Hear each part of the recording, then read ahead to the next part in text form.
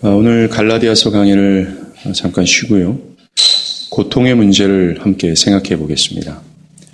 제가 이 본문을 선택한 이유는 현재 우리 교회 지체 중 한 자매가 큰 고통을 겪고 있기 때문에 그렇습니다. 그것을 바라보면서 우리는 이런 질문을 할 수 있습니다. 과연 하나님께서는 나의 고통을 이해하시고 또한 나를 불쌍히 여기시는가? 또한 고통 가운데 부르짖는 나의 소리를 들으시고 또한 그것에 응답하시는 하나님이신가? 라는 질문을 하게 됩니다. 그래서 이러한 본문을 선택을 했습니다. 오늘 본문 15절의 말씀처럼 우리는 참 연약합니다. 질병, 가난, 외로움, 관계의 문제, 보이지 않는 미래에 대한 막막함, 그리고 죽음 등이 주는 고통 앞에서 깨지기 쉬운 질그릇과 같은 존재가 바로 우리라는 거죠. 자신이 통제할 수 없는 어떤 힘의 가격을 받을 때 쉽게 절망하고 괴로워하고 고통하는 나약한 존재임이 틀림없습니다. 눈에 보이지 않을 만큼 작은 바이러스 하나 때문에 전 국민이 공포에 떨 수밖에 없었던 것, 그것이 인간이라는 거죠. 오늘 본문에 나오는 연약함이라는 단어를 지역하면 질병에 걸려서 약해질 정도로 약해진 상태를 뜻하는 겁니다. 자신은 스스로 지탱할 수 없고 툭 치면 쓰러질 수밖에 없는 상태를 가리켜 연약함이라고 말하는 거예요. 이처럼 우리는 외부의 충격으로 여지없이 깨지고 부서지고 좌절하고 절망하고 그것도 너무나 빨리 너무나 쉽게 고통 앞에 쓰러지고 마는 연약한 존재들이라는 겁니다. 아무리 하나님을 경외하는 의인이라 할지라도 연약합니다.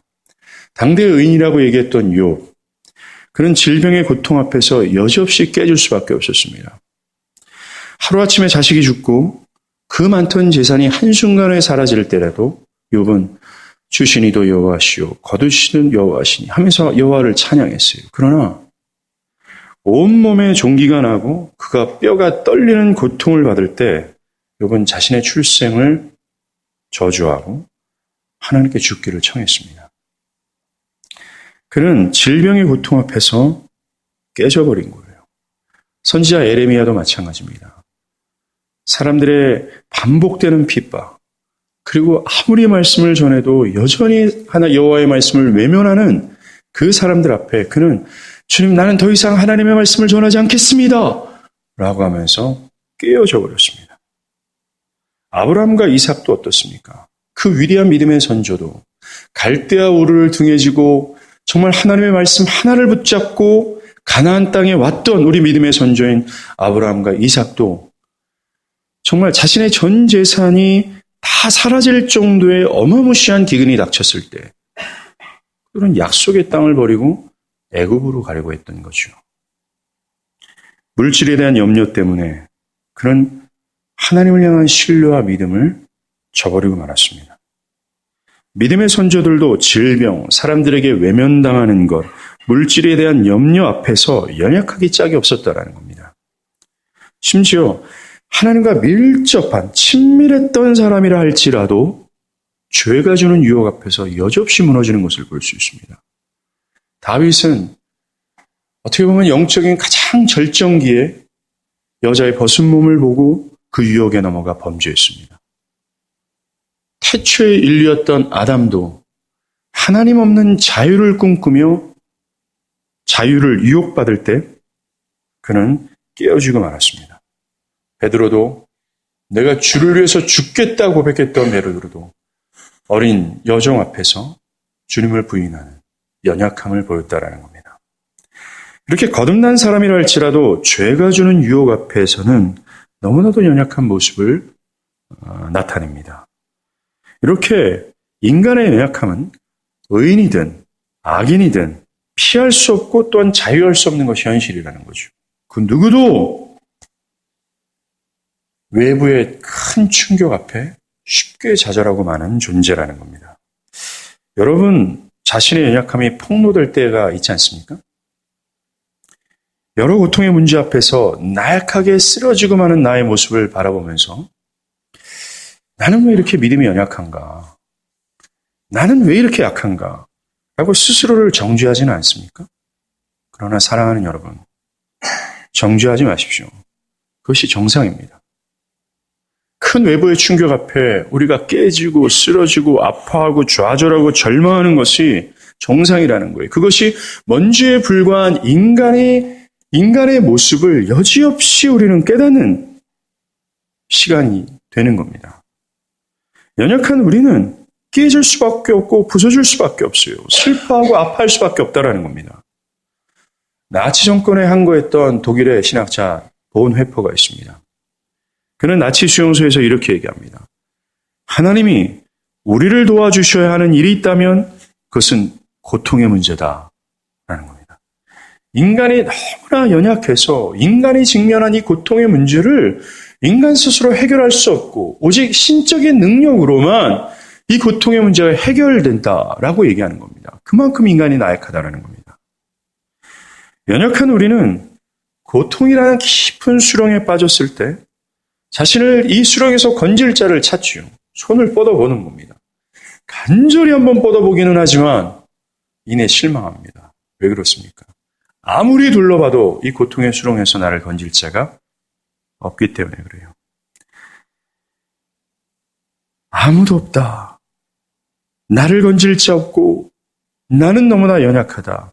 이것이 시편 3편부터 41편까지 시편 제1권이 이야기하는 주제예요. 인간은 하염없이 연약해서 자신 스스로를 구원해낼 수 없고 오직 전능자의 손길이 없으면 구원받을 수 없는 존재라는 것. 이것이 시편 1편부터 41편, 시편 1권 전체가 이야기하는 주제가 되는 것입니다. 인간은 하염없이 연약하다는 거죠.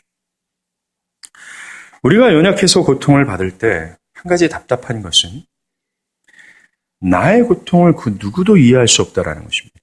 나는 지금 죽을 것 같고 난 지금 너무나 슬픈데 나는 뼈가 흔들릴 정도로 내 육체가 아파 죽겠는데 나는 너무나 외롭고 홀로 있는 것 같은데 이 내가 지금 겪고 있는 이 고통을 누구도 이해하지 못한다는 겁니다. 예, 맞습니다. 옆에 있는 지체의 고통을 우리가 위로해 줄 수는 있으나 이 고통을 우리는 절대로 이해할 수 없습니다. 이것 때문에 우리는 더 힘들어지죠. 그때 우리는 엘리야처럼 나만 홀로 남았거늘 마치 고아가 된 심정으로 홀로 외로운 독방에 갇혀 지내야 할 것 같습니다. 그러면서 신세를 한탄하고 고통 때문에 세상을 저주하고 싶은 거예요. 아무도 모릅니다. 아무도 이 고통을 모릅니다. 라고요. 그 외침의 시편에 주구절절히 기록되어 있는 것이 성경의 고백이에요. 그리고 주 앞에서 연약한 나는 여전히 유혹 앞에서 계속해서 실패하는 인생을 살아갈 수밖에 없는 것처럼 보입니다. 그래서 그 죄가 쌓여서 나중에는 하나님의 진노가 나의 가운데 내 앞에 일순간에 쏟아질 것 같은 공포 속에서 살아갈 것 같죠. 연약함으로 깊은 침체와 두려움으로 살아갈 수밖에 없다라는 것입니다.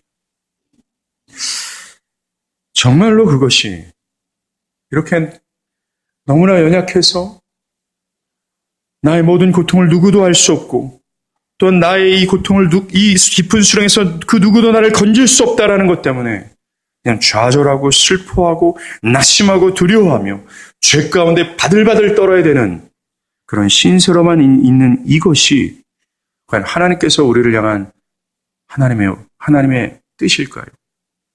정말로 그것이 그리스도의 죽음과 맞바꿔서 구원하신 자녀들에게 원하시는 하나님의 뜻일까요? 연약하다는 핑계로 질병이 주는 고통과 물질에 대한 염려 등이 우리를 깨트리는 수많은 상황 속에서 그저 쓰러지고 좌절하고만 있는 것일까요? 있어야만 되는 것일까요? 그 누구도 나를 이해할 수 없다고 골방에 앉아서 한탄만 해야 되는 것일까요? 그리고 죄에 넘어져 허우적거려야 하는 것일까요? 분명히 그건 아닐 겁니다. 오늘 우리에게 복음이 있습니다. 오늘 성경은 나의 고통을 아시고 이해하시는 분이 계시다라고 말씀합니다. 그리고 언제든지 우리의 연약함을 들고 나아갈 때 때를 따라 돕는 은혜를 얻을 수 있는 은혜의 보호자가 있다라고 말씀합니다. 사랑하는 여러분, 나의 고통을 이해하시고 때를 따라 돕는 은혜를 얻을 수 있는 그 은혜의 보호자가 있다라는 이 기쁜 소식을 알려면 여러분 자신의 연약함을 깨닫길 바랍니다.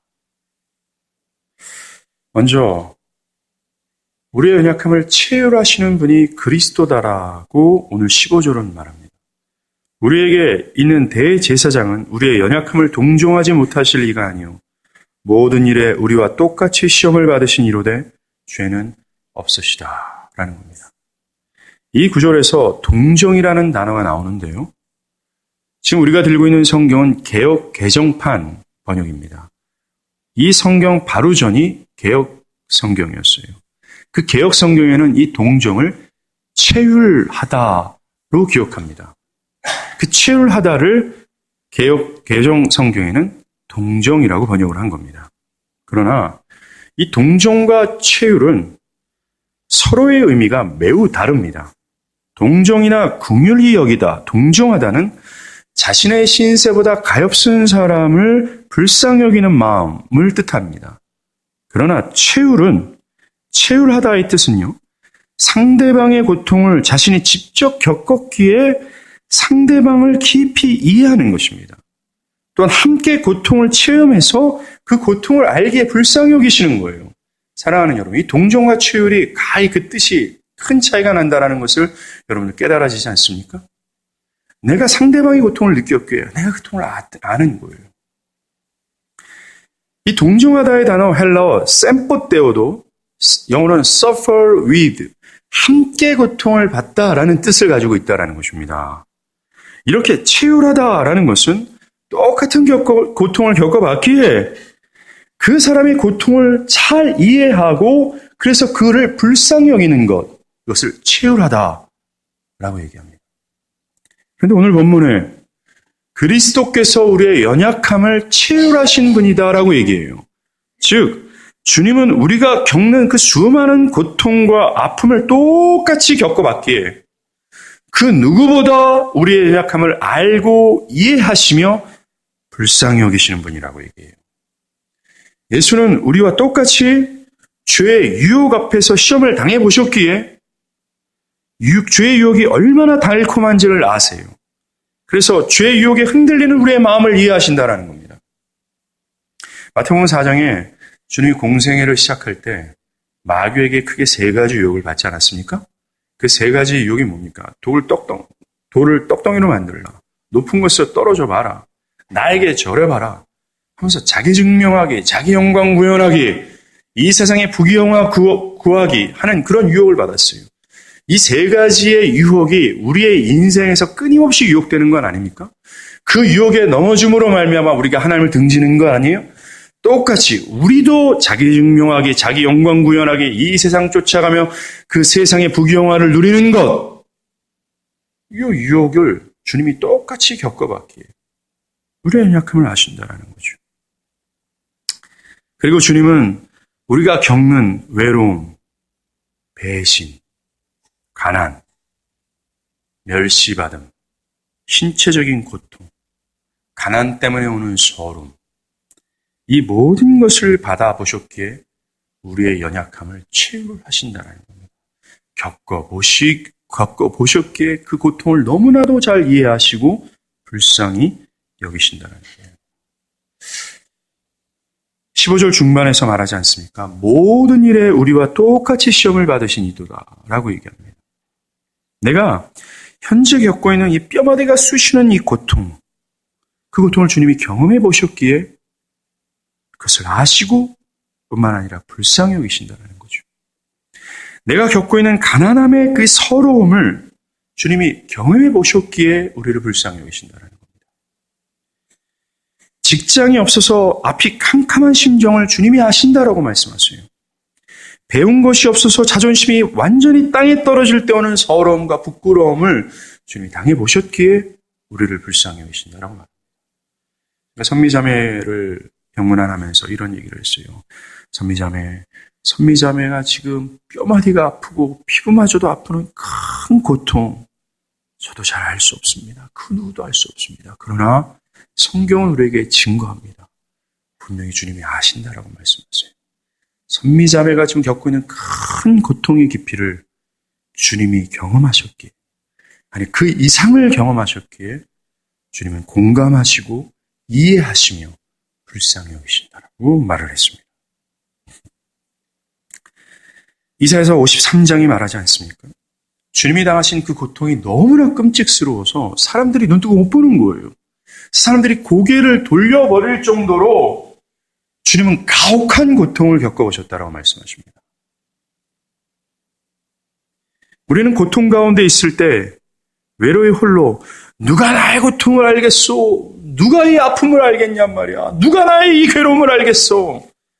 라고 소리친다면 주님은 내가 다 안다 라고 말씀하세요. 아멘. 그리고 우리를 불쌍히 여기십니다. 저는 15절에서 주님이 모든 일에 우리와 똑같이 시험을 받으셨다 해서 이 모든 일을 강조하고 싶습니다. 어떤 분들은 주님은 제가 지금 겪고 있는 이 아픔을 이해하지 못할 거예요 라고 말한다면 오늘 성경은 모든 일이라고 답합니다. 어떤 분은 주님은 제가 지금 겪고 있는 일을 알지 못할 거예요. 이 일을 모를 거예요 라고 얘기한다면 오늘 성경은 주님이 모든 일을 겪으셨다라고 얘기합니다. 성경은 주님이 모든 일을 우리와 똑같이 시험을 받으셨다라고 말씀하세요. 모든 일 안에는 지금 저와 여러분이 겪고 있는 연약함의 문제, 또한 미래에 있을 모든 연약함의 이 고통의 문제를 다 포함시키고 있는 거예요. 주님은 인간의 모든 연약함의 문제를 겪어보시고 아픔과 고통을 하시고 불쌍히 여기신다라고 말씀합니다. 우리는 여러 연약함의 문제 앞에서 이런 주님의 선하심을 기억하지 못할 때가 있어요. 나의 고통을 치유하신 그리스도를 우리가 망각할 때가 있다라는 겁니다. 그래서 전혀 주님을 생각하지 않고 자신의 연약함에 깊은 수렁에 빠져서 그냥 허우적거리고 한탄하고 원망만 하는 거예요. 한숨 푹푹 내쉬고 분노에 사로잡혀서 막 두려워만 하는 겁니다. 염려에 꽉 눌려서 나만 홀로 남았건을 하면서 이 세상을 저주하는 거죠. 아무도 나를 이해하지 못한다 하면서 내 입술은 여전히 투정만 나오는 겁니다. 그때 이것을 기억하십시오. 우리의 연약함을 채울하신 그리스도. 그 누구도 나를 이해할 수 없지만 이 아픔을 경험했기에 주님만이 아신다는 거죠. 사랑하는 여러분, 주님은 그저 제가 말씀드리는 고통, 주님이 겪은 고통을 십자가로만 이해하지 마십시오. 주님은 어린 아이서부터 장성할 때 이르기까지 그 모든 인간이 겪어야 될 고통을 다 경험했습니다. 아니요, 인간이 경험하지도 못할 가장 극악한 고통의 프론트라인에 서서 최후하셨다라는 거죠. 우리의 연약함을 최후하시는 그리스도를 기억하십시오. 자, 이 사실을 한 시편 기자가 이렇게 얘기합니다. 시편 73편 25절이에요. 하늘에서는 주 외에 누가 내게 있으리요? 땅에서는 주밖에 내가 사모할 리 없나이다. 연약함의 이 수렁에서 막 허우적거렸던 이 시편 기자가 얻은 답이 이거였어요. 하나님밖에 없구나. 시편 73편에서 막 억울함, 뼈에 사부치는 고통, 주님 왜 그렇습니까? 라고 하는 이런 단언과 함께 얻어진 답이 하늘 외엔 누가 내게 있으리요? 땅에서는 주밖에 내가 사모할 리 없다라는 거예요. 하나님밖에는 나의 고통을 채울할 분이 없다라는 것, 이 답을 얻은 게 이 시편 기자입니다. 사실 이 세상에서 나의 연약함을 채울할 수 있는 사람은 없어요. 결혼한 분들은 그것을 뼈저리게 느낍니다. 내가 그토록 사랑했던 아내와 남편도요, 내 고통을 이해할 수 없습니다. 내 자녀도요, 나의 고통을 이해하지 못해요. 제가 그 광고 CF 하나를 봤는데 남편이 밤에 잠을 못 자서 이렇게 성동일 씨인가? CF인가 같아요. 위장약 성전하는데 너무 아파가지고 벌떡 일어나서 아프니까 와이프가 일어나가지고 어디 아파 위로해 주는 게 아니라 도리어 짜증을 내요. 또 아프냐? 말하면서 그 선전을 여러 번 보셨는데 전 어이가 없었어요. 사람이 옆에서 고통하고 있는데 잠 깬지 알고 또 아프냐면서 이게 부부관계입니다. 결혼하고 쉽겠어요? 사랑하는 여러분, 여러분들 마찬가지예요. 자식을 낳으면 자식도 나의 고통을 몰라요. 내가 그토록 사랑하는 사람도 나의 고통을 모릅니다. 병준이 형제가 선미자매의 병문안 가가지고 너무나 안타까워서 얼마나 사랑하는 님이 아픈데 얼마나 마음이 아프겠어요. 손을 딱 잡으니까 선미자매 지금 이 살갗도 만져도 아파 죽겠네 하면서 손을 팍 치면서 아프다고 그래 얘기해요. 몰라요 우리는. 하나님 외에는 없다라는 겁니다. 성경은 주님이 우리의 연약함을 치유하시는 것에 대해서, 즉 주님이 우리의 모든 아픔을 친히 경험하시고 그것을 깊이 이해하시고 그래서 불쌍히 여기시는 것에 대해서 매우 충격적인 증언을 합니다. 바로 우리의 연약함을 치유하시고자 우리와 똑같은 혈과 육을 입으셨다라고 얘기해요. 즉 인간이 되셨다라고 얘기합니다. 우리를 더하시고 더 위하시기 위하여 말이에요. 우리가 상상할 수 없는 희생적 사랑으로 거룩하신 분이 죄인의 몸을 입으셨다라고 성경은 증언합니다. 죄인을 향한 동정과 긍휼함이 있어요. 하나님은 이 창세기 3장에 하나님을 반역하고 저주 가운데 살아가는 당신의 백성을 향해서 동정하시고 긍휼히 여기셨어요. 마음만으로 아파하셨다라는 겁니다. 그러나 마음만으로 아파하시는 것이 아니라 친히 체휼하셨어요. 즉 인간이 죄의 저주 가운데 살아가시며 그 죄의 저주 가운데 고통하는 그 고통의 아픔이 어떠한지를 친히 체휼하셨습니다. 그리고 체휼하셨을 뿐만 아니라 뭡니까? 죄의 고통의 이 저주를 해결하시고자 매우 적극적으로 십자가의 대속을 행하셨다라는 거예요. 그 하나님의 사랑의 크기가 움직이는 것이 보이지 않습니까?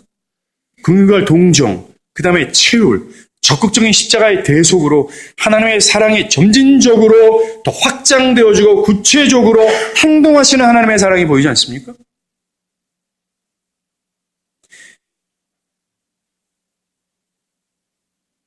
주님의 동정은 그 동정으로 끝난 게 아니에요.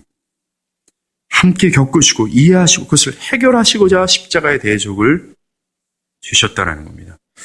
히브리서 2장 14절을 다 함께 찾아보겠습니다. 히브리서 2장 14절에서 18절 말씀이에요. 히브리서 2장 14절에서 18절 제가 읽겠습니다. 자녀들은 혈과 육에 속하였음에 우리를 얘기하는 겁니다. 그도 예수도 또한 같은 모양으로 혈과 육을 함께 지니심은 죽음을 통하여 죽음의 세력을 잡은 자 곧 마귀를 멸하시며 또 죽기를 무서워함으로 한평생 매어 종노릇하는 모든 자들을 도와주려 하심이니 이는 확실히 천사들을 붙들어 주려 하심이 아니요 오직 아브라함의 자손을 붙들어 주려 하심이라. 그러므로 그가 범사의 형제들과 같이 되심이 마땅하도다. 이는 하나님의 일에 자비하고 신실한, 영어 성경은 merciful and faithful 이라고 얘기하는데요. 헬라어 sympathy가 여기 있어요. 체휼하다라는 뜻이 여기 있는 겁니다. 체휼하시는 대제사장이 되어 백성의 죄를 속량하시려 하심이라.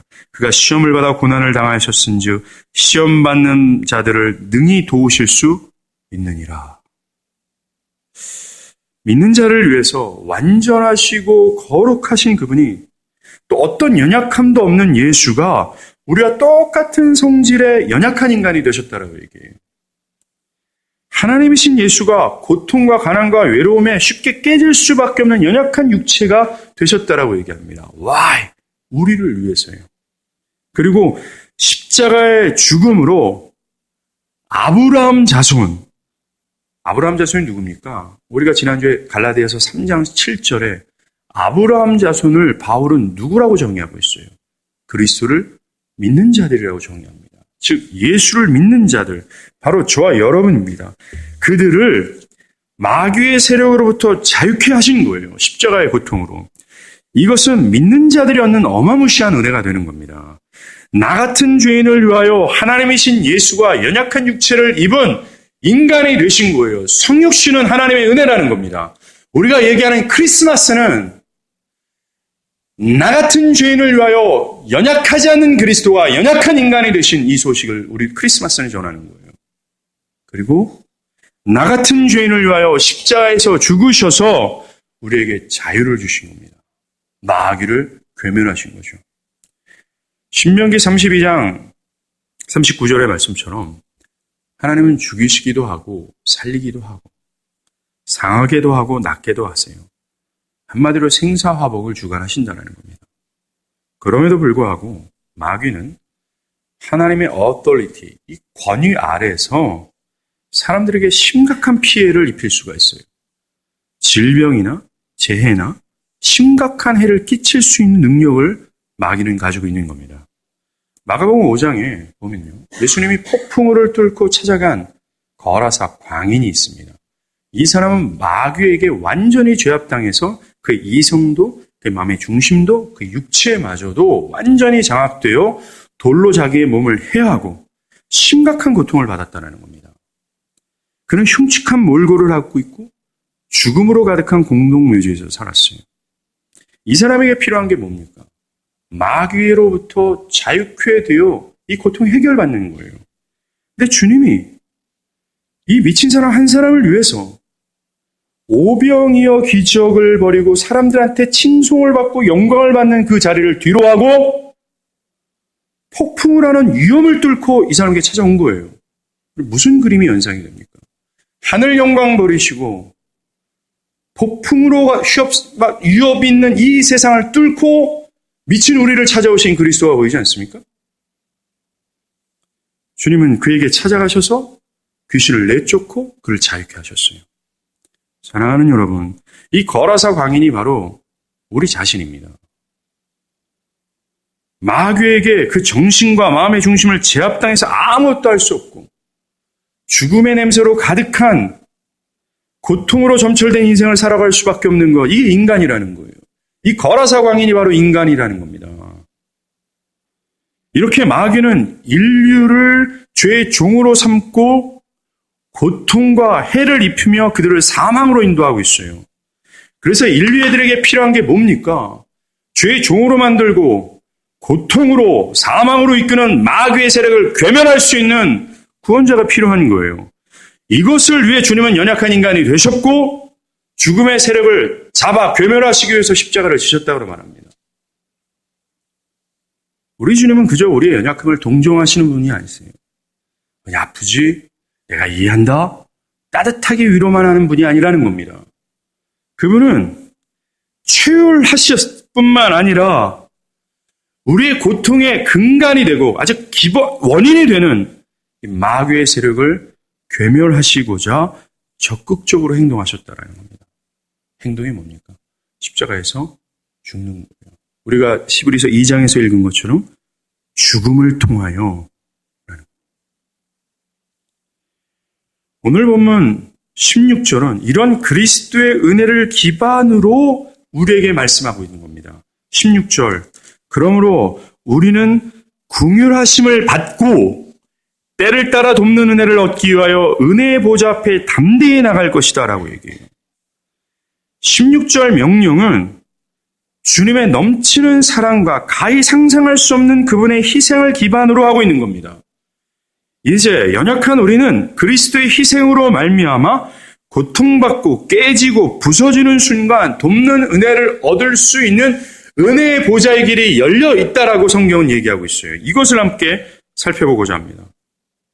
은혜의 보좌에 나간다라는 건 하나님께 나아간다라는 뜻입니다.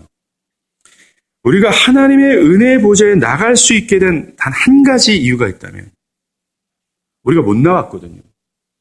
근데 은혜의 보좌에 나아갈 수 있는 단 한 가지 이유가 있다면 바로 우리의 연약함을 치유하신 예수가 우리의 대제사장이 되셨기 때문에 그렇습니다.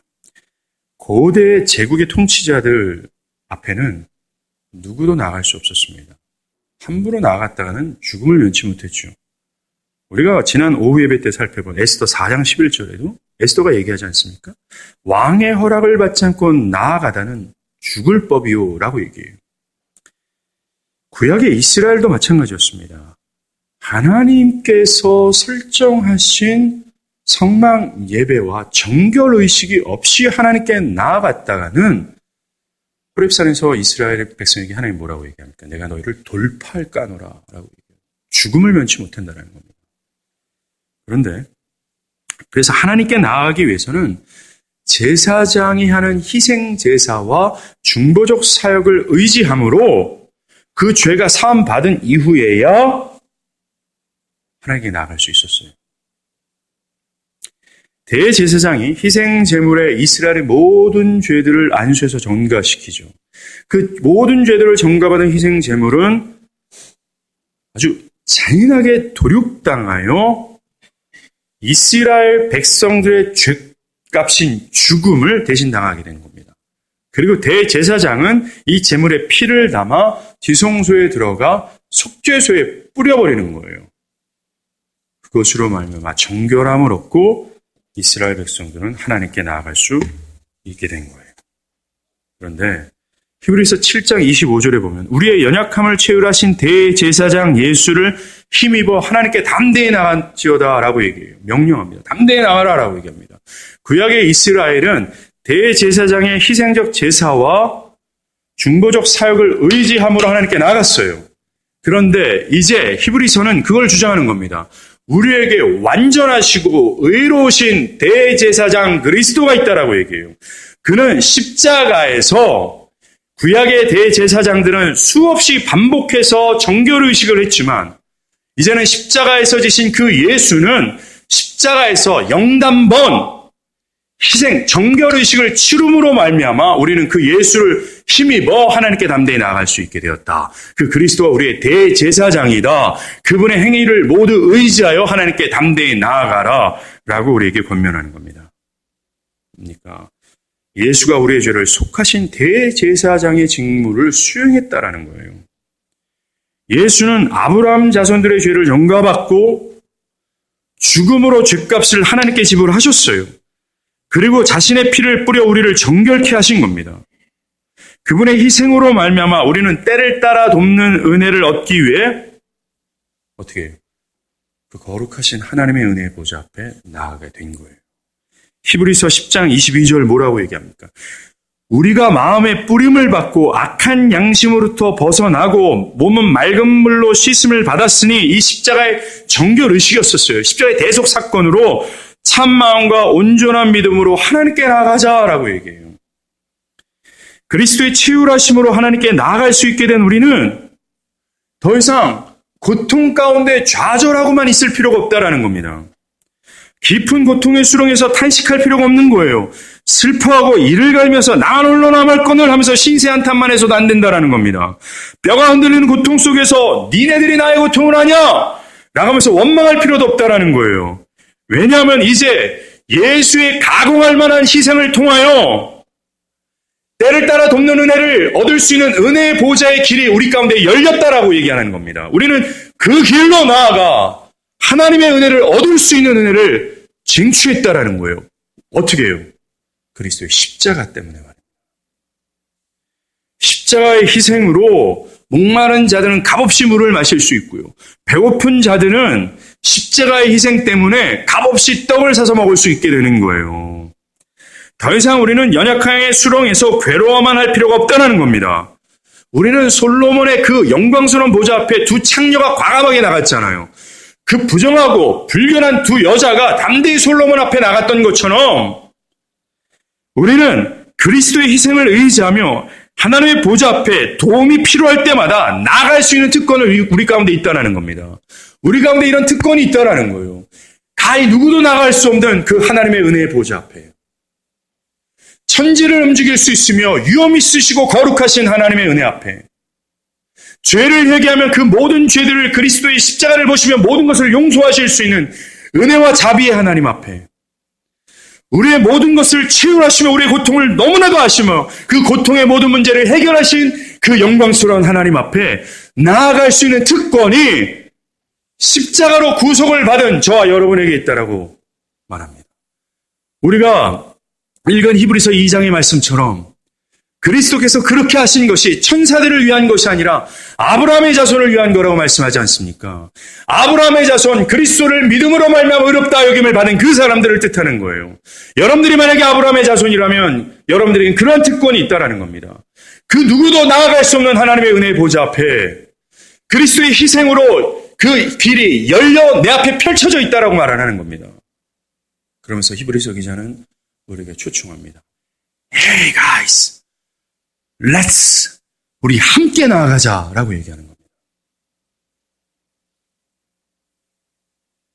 도움이 필요한 그 시간에 나가라는 거예요.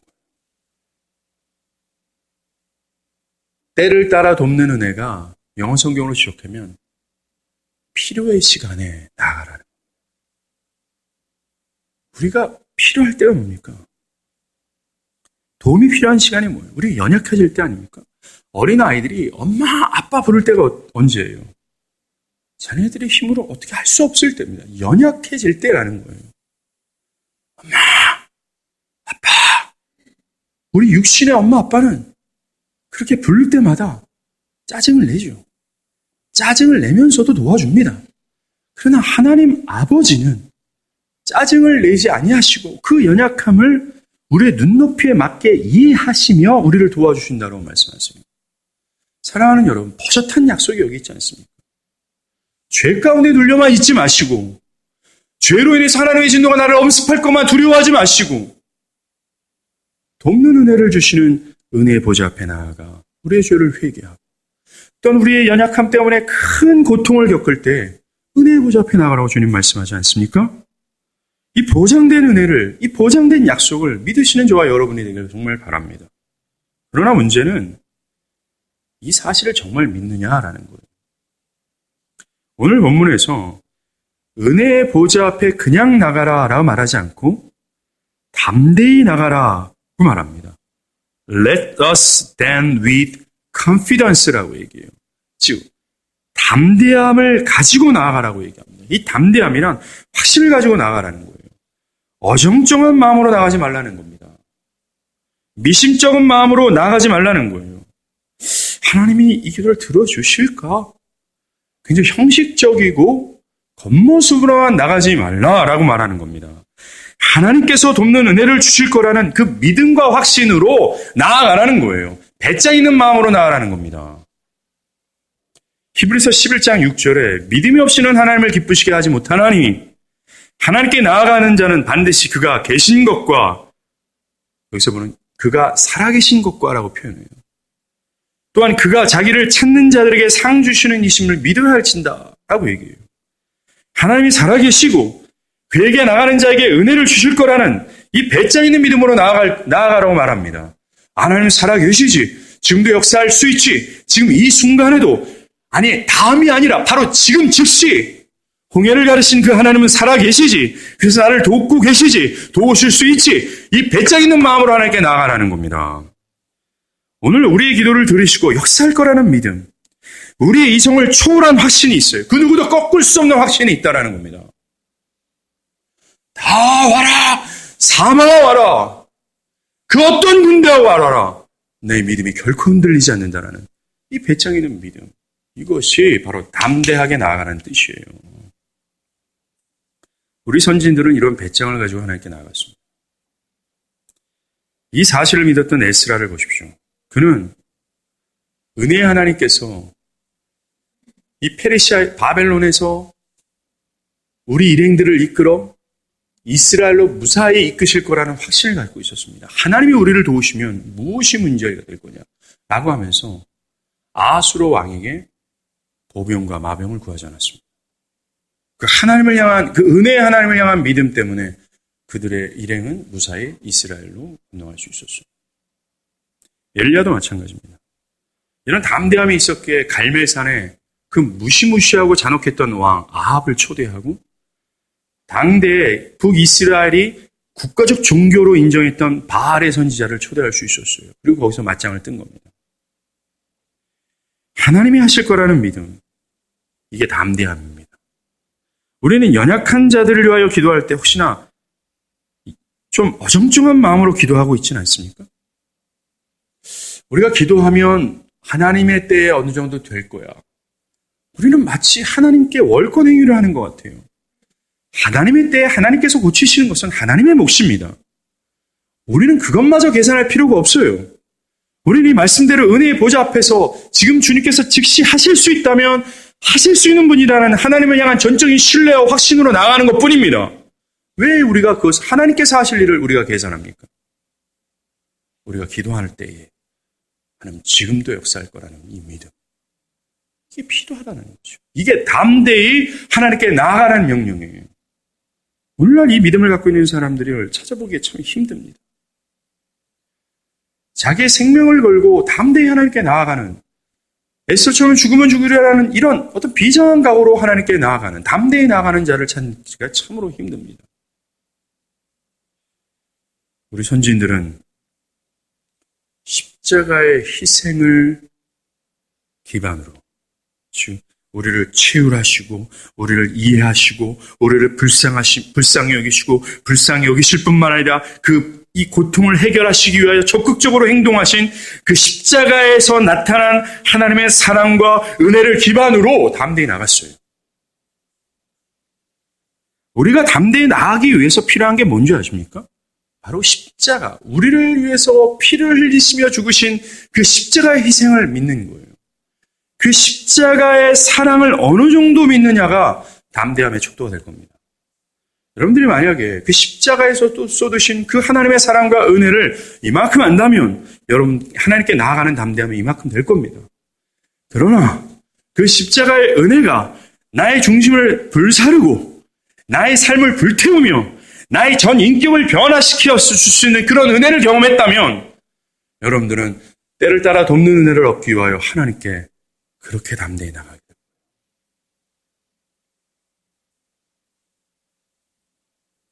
그 사실을 지나치게 확신하면 할수록 그 십자가에서 나의 죄를 위해서 불쌍히 여기시고 긍휼히 여기실 뿐만 아니라 적극적으로 행동하셔서 나를 위해서 죽으신 그 사실을 지나치게 확신하면 확신할수록 더욱 담대히 나갈 수 있는 겁니다. 심지어 우리는 우리를 위협하는 사망에 대해서도 사망아 너의 승리가 어디 있느냐? 사망아 네가 쏘는 것이었느냐 하면서 예수 그리스도로 말미암아 우리에게 승리를 주시는 하나님께 감사하게 될 거예요. 십자가를 믿느냐 이게 관건입니다. 우리를 치유하시는 그리스도를 믿느냐 이게 관건이라는 거죠. 지나칠 정도로 믿으십시오. 넘치도록 믿으십시오. 그분의 사랑과 은혜가 거침없이 드러났던 그 십자가의 희생적 사랑을 지나칠 정도로 믿는다면 우리는 let us stand with confidence, 하나님께 담대함을 가지고 나가게 될 거예요. 주님은 하시지, 주님은 나를 하시지, 주님은 나를 불쌍히 여기시지, yes! 주님은 나를 자유케 하시지. 말씀의 결론을 맺겠습니다. 정말 하나님은 우리의 고통을 아시고 불쌍히 여기시는가? 예, 그렇습니다. 우리가 연약함 속에서 탄식할 때 주님은 그런 고통을 경험하셨기에 그 고통을 이해하시고 불쌍히 여기세요. 그리고 정말 하나님 우리의 고통의 소리를 들으시고 응답하시는가? 예, 맞습니다. 예수의 희생적인 죽음으로 인해 우리 앞에 은혜의 보좌로 나갈 길이 활짝 열렸어요. 언제든지 담대히 나갈 수 있습니다. 도움이 필요한 그 시간에 만약에 우리가 나간다면 하나님은 우리에게 당신의 긍휼과 은혜를 베푸실 거예요. 우리에게 남겨진 과제가 있다면 바로 이겁니다. 십자가의 희생을 지나치게 확신함으로 나아가는 문제입니다. 바라기는 홀로 외로운 순간 보호자 은혜의 보좌로 나가십시오. 밀려오는 죄책감이 있다면 두려워하고 부끄러워만 하지 마시고 은혜의 보좌로 나아가십시오. 나의 뼈가 흔들릴 정도로 고통을 받는 순간이 있다면, 괴롭고 외로운 순간이 있다면 나를 이해하시는 그 은혜의 보좌로 나아가십시오. 만약에 여러분들이 나아간다면 저 멀리서 유다의 사자의 으르렁거리는 소리가 들리게 될 겁니다. 우리에게 힘을 도하시고 우리의 원수를 물리치실 그 유다의 사자 그리스도의 괴성과 함께 그 소리가 들리며 그분은 우리를 돕고 우리에게 힘을 보태줄 겁니다. 만약에 우리가 은혜의 보좌에 담대히 나간다면 저 멀리서 온 대양이 일렁이는 그 하나님의 천군 천사의 진군함이 우리 앞에 펼쳐지게 될 겁니다. 그리고 그 앞에 그 어떤 원수도 맥을 주지 못하고 일곱 길로 물러가는 역사가 있게 될 겁니다. 우리를 치유하시는 그리스도, 그분을 믿음으로 은혜의 보좌에 담대히 나가는 저와 여러분이 되길 바랍니다. 기도하시겠습니다.